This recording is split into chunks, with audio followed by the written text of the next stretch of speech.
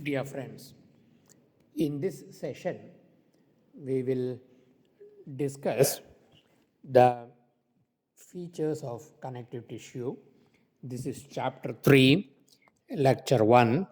We will cover the functions and classification of connective tissues.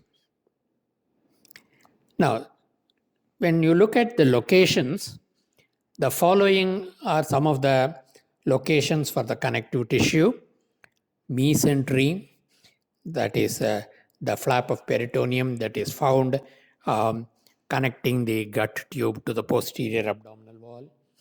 The lamina propria and the submucosa of various viscera of the body, for example, the intestine, the stomach, etc.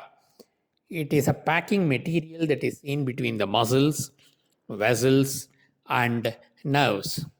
It is abundantly seen in the dermis of skin. For example, the skin of the penis, the skin of the scrotum or the labia, the skin of the eyelids, where you can appreciate this packing tissue.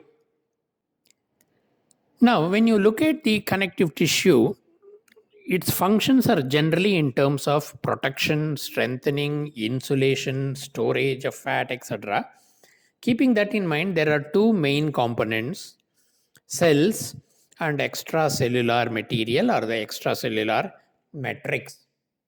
The matrix will have two items, namely fibers and ground substance.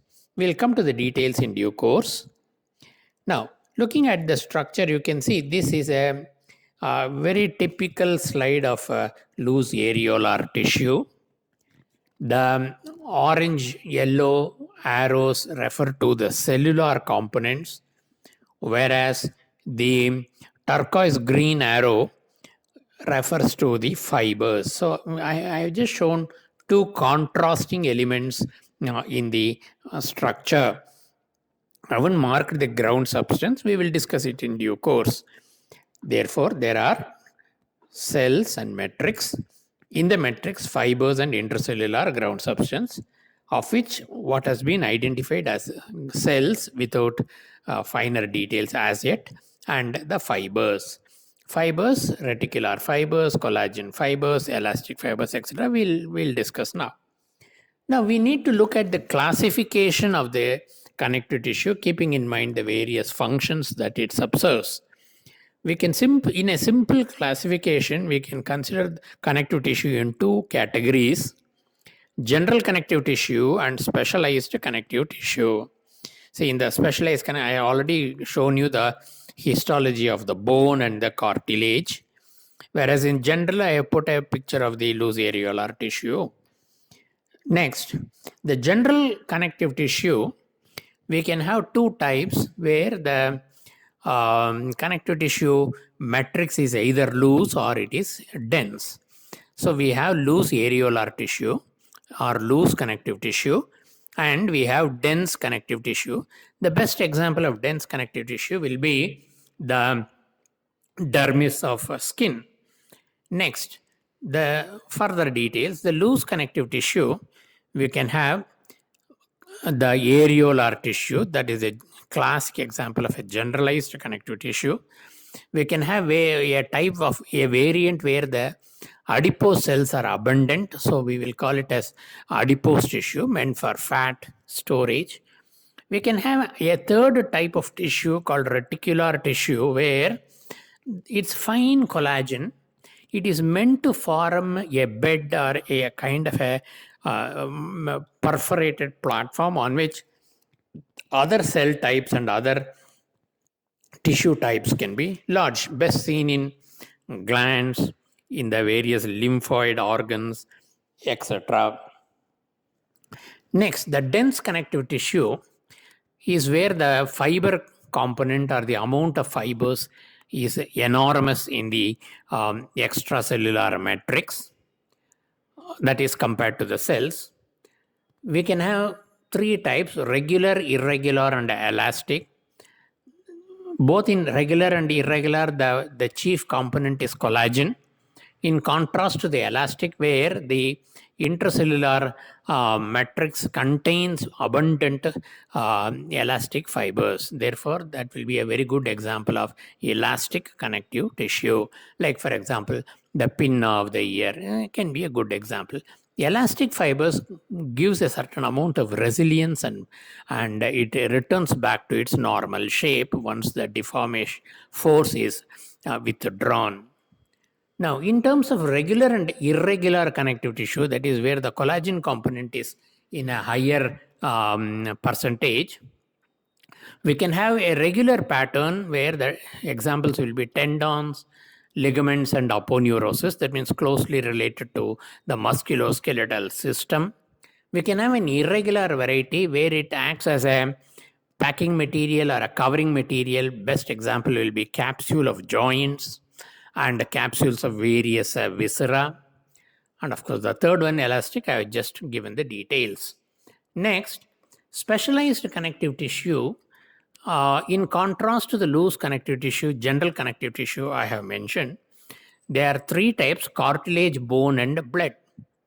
Basically, in the case of the specialized connective tissue, there is something very, very heavily deposited in the ground substance, particularly for cartilage and bone.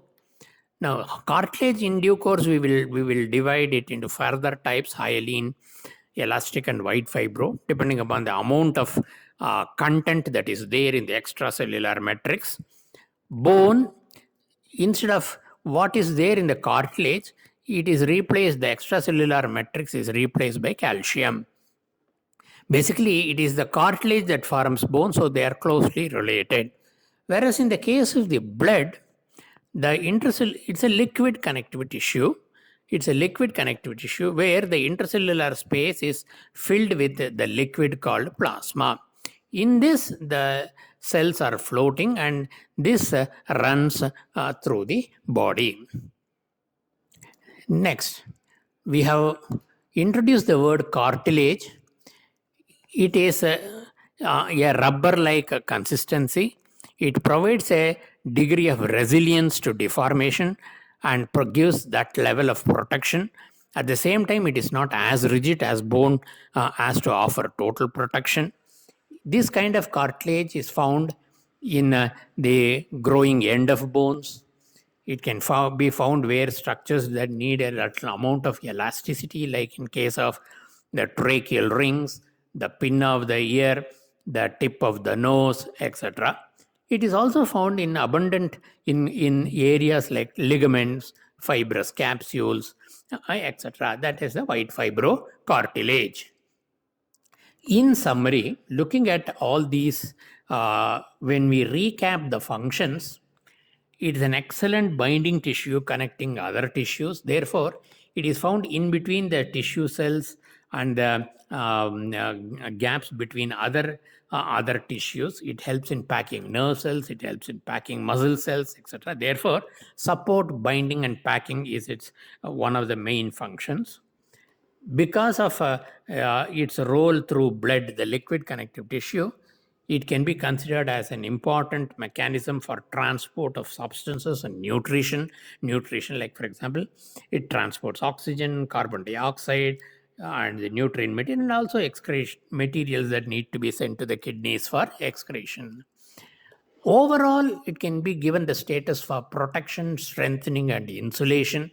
We have seen its role in the capsules of various organs, in the fibrous capsule of joints.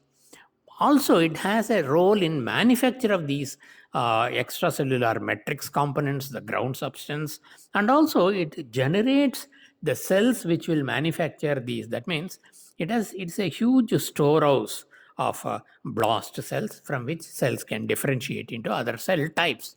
And lastly, it plays a role by through the adipose tissue to keep fat storage and metabolism. So these, in summary, are the functions and functional or function-based classification of connective tissue. Thank you.